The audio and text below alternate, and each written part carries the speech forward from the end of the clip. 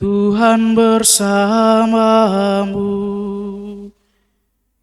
dan bersama rohmu. Inilah Injil suci menurut Markus. Dimuliakanlah Tuhan.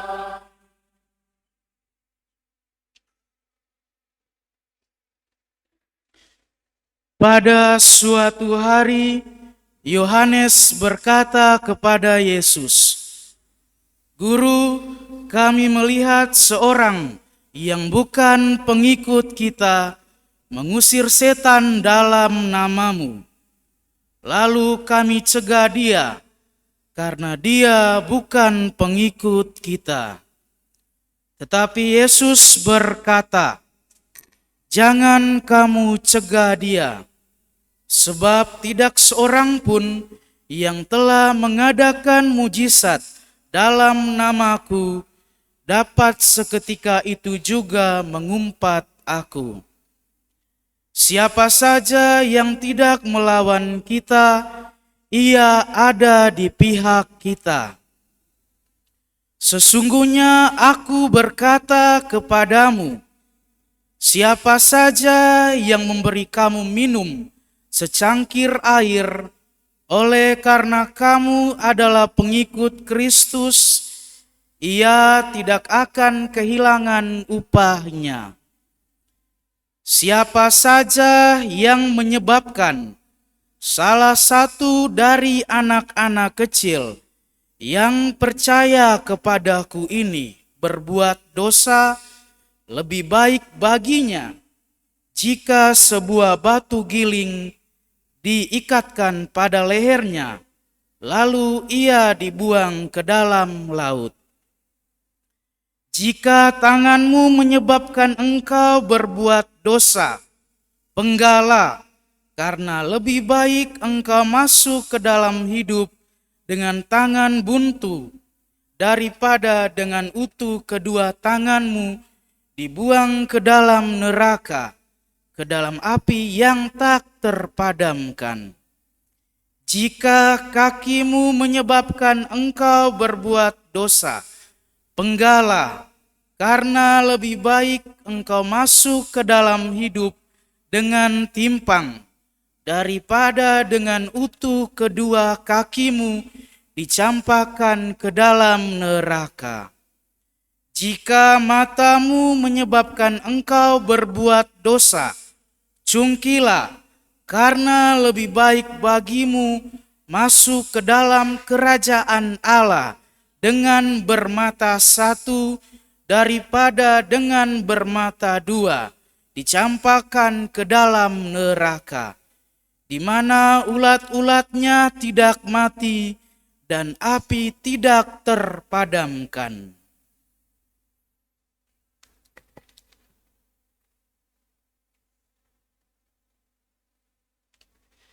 Demikianlah sabda Tuhan. Terpujilah Kristus.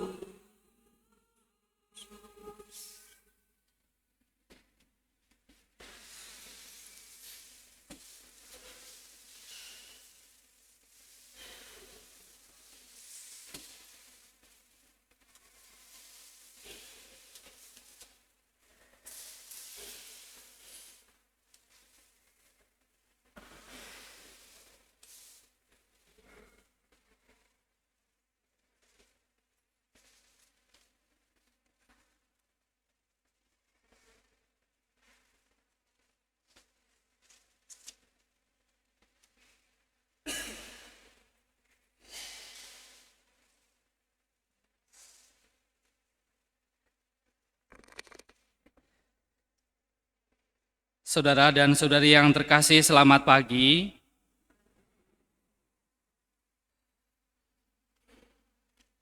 Apa kabarnya?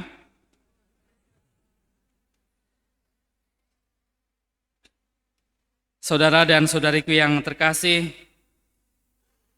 dalam perayaan Ekaristi kita hari ini, kita mendengarkan kabar gembira yaitu Injil.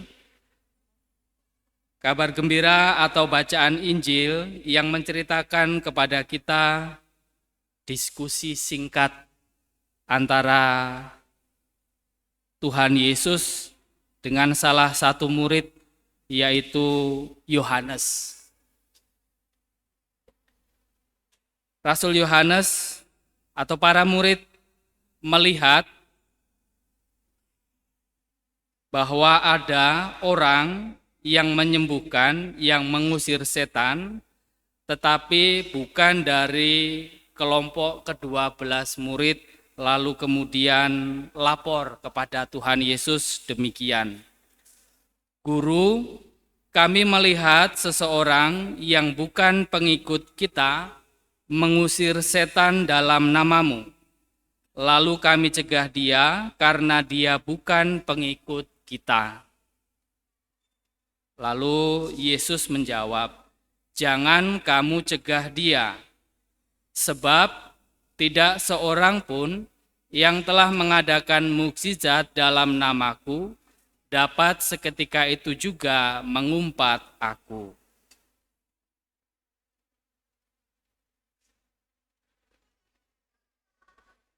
Apa yang menjadi diskusi antara Yohanes dan juga Yesus ini bagi saya menarik untuk kita renungkan bersama-sama, untuk kita pikirkan sejenak, lalu kita melihat dalam kehidupan bersama kita.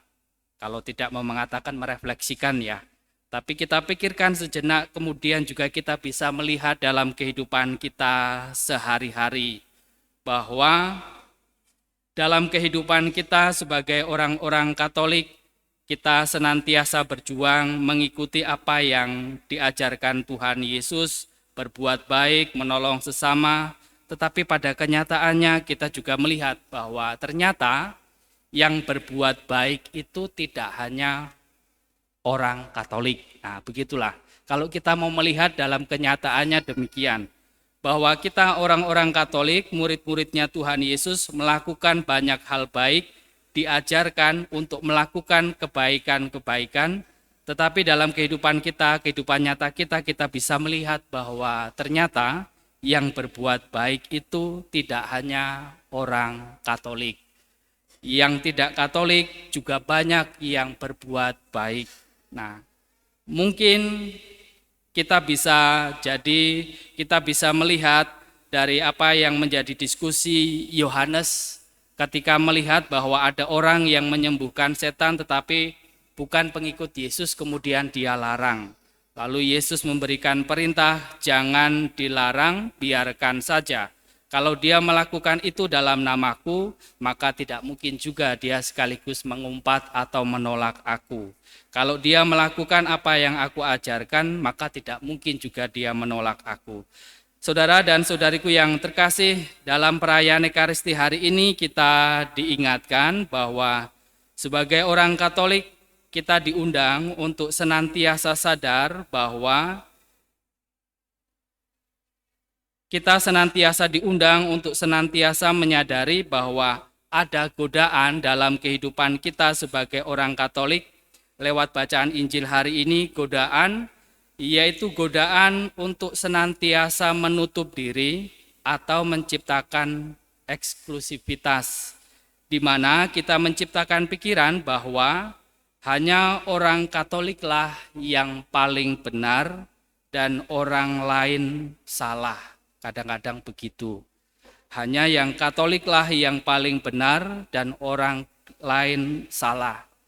Kalau ini bisa tertanam dalam pikiran kita, maka ada bahayanya adalah kita menjadi orang yang tertutup, menjadi orang yang tidak mau belajar hal baik dari orang lain. Dan itulah yang diawaskan Yesus kepada para murid lewat Yohanes. Kalau ada orang yang berbuat baik, jangan dilarang, biarkanlah.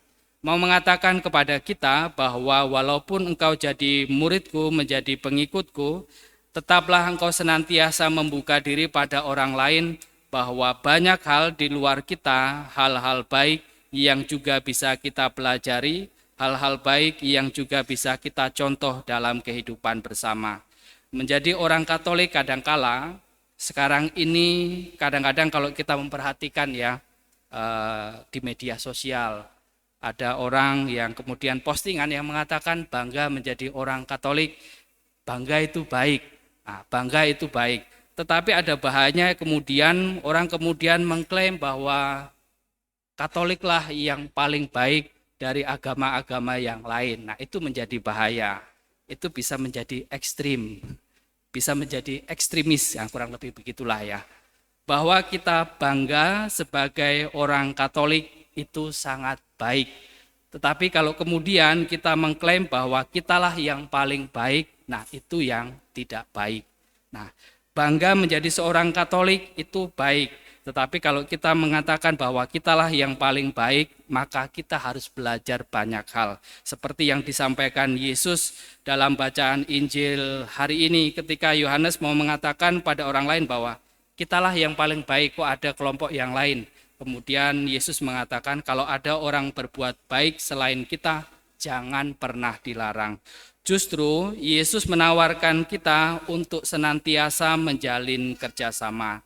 Saudara dan saudariku yang terkasih, perayaan Ekaristi hari ini mengundang kita untuk senantiasa membuka diri pada orang-orang yang juga senantiasa berkehendak baik.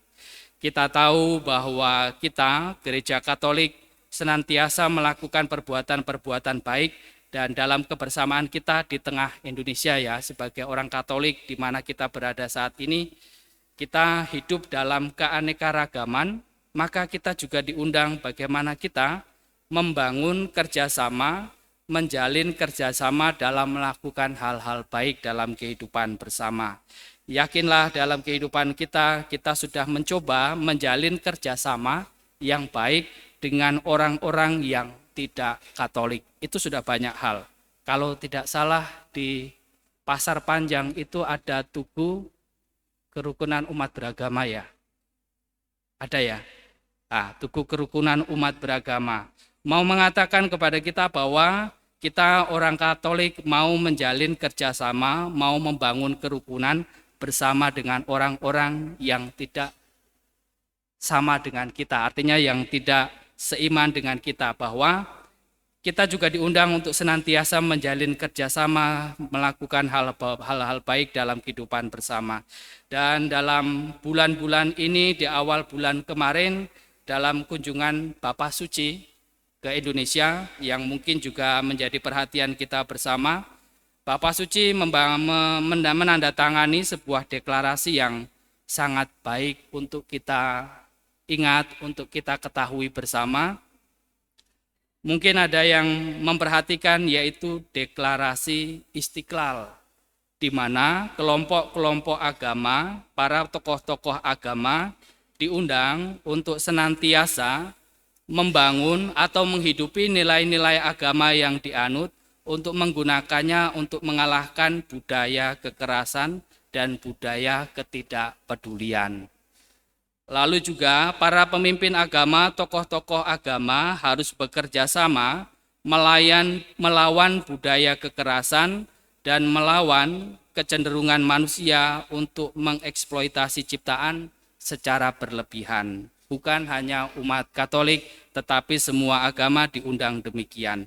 Lalu pada akhirnya juga yang ketiga, bahwa tokoh-tokoh agama, para pemeluk-pemeluk agama diundang untuk percaya bahwa dialog, diskusi antar agama harus diakui sebagai sarana untuk menyelesaikan konflik dalam kehidupan bersama. Saudara dan saudariku yang terkasih, kabar gembira yang kita dengarkan hari ini, Yesus mengundang kita untuk senantiasa menjadi pribadi yang membuka diri pada setiap orang yang berkehendak baik. Dan kita yakin dan percaya bahwa yang berkehendak baik bukan hanya umat Katolik. Dalam kehidupan kita yang berkehendak baik bukan hanya umat Katolik, maka untuk orang-orang yang di luar gereja Katolik, kita pun diundang untuk senantiasa bekerja sama dengan mereka. Kita punya kenalan, kita punya rekan kerja, kita punya saudara yang mungkin semuanya tidak Katolik, dan bersama mereka ternyata kita bisa hidup rukun dengan baik. Bahwa ada kalanya kita memiliki salah paham, tetapi toh salah paham itu tidak pernah kita jadikan berlarut-larut.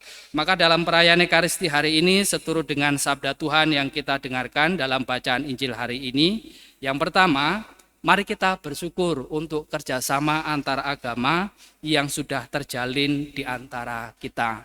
Kita bersyukur untuk kerukunan yang boleh kita miliki, dan kita diundang untuk senantiasa bekerja sama, melakukan hal-hal baik, memikirkan hal-hal baik dengan orang-orang yang juga memiliki kehendak baik dalam kehidupan kita.